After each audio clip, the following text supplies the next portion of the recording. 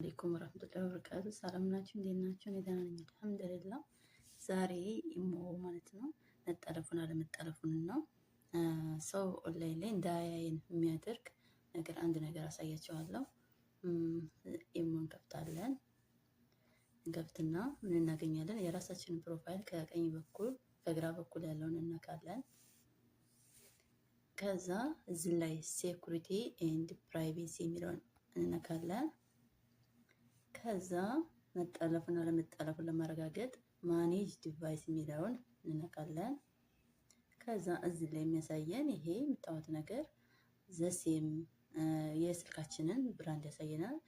እኔ ሳምሰንግ A06 ነው ስልኬ። ስለዚህ የራሴ ብቻ ነው የሚያሳየኝ ማለት ነው። ኦንላይን ዋን ይላል። ከተጠለፈ ግን እታች ዝቅ ብሎ እዚህ ላይ ኦንላይን ቱ ብሎ የዛን ሰውዬ ስልክ ያስቀምጣል ማለት ነው። አድራሻውን ምኑን ያስቀምጣል ማለት ነው። ስለዚህ ተጠልፏል እንላለን። ይሄ ስልክ ግን አልተጠለፈም። በዚህ ምክንያት መጠለፉና አለመጠለፉን እናውቃለን። ሌላኛው ደግሞ አንድ ሰው ኦንላይን ላይ እንዲያየን ወይም የምንፈልገው ሰው ብቻ እንዲያየን የሚያደርግ ደግሞ እዚህ ላይ ላስት ሲን ኤንድ ኦንላይን ስታተስ ይላል። እዚህ እንገባለን።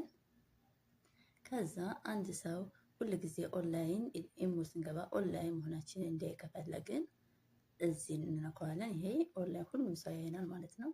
ታችኛው ደግሞ ማይ ኮንታክት የሚለው ደግሞ እኛ ሴቭ ያደረግነው ቁጥር ብቻ ነው ያ ሰው ኦንላይን መሆናችንን የሚያይ ማለት ነው። ይሄኛው ደግሞ ከስተም የሚለው ደግሞ ይሄ ደግሞ እኛ የመረጥነው ብቻ ነው ማለት ነው የሚያየን ማለት ነው።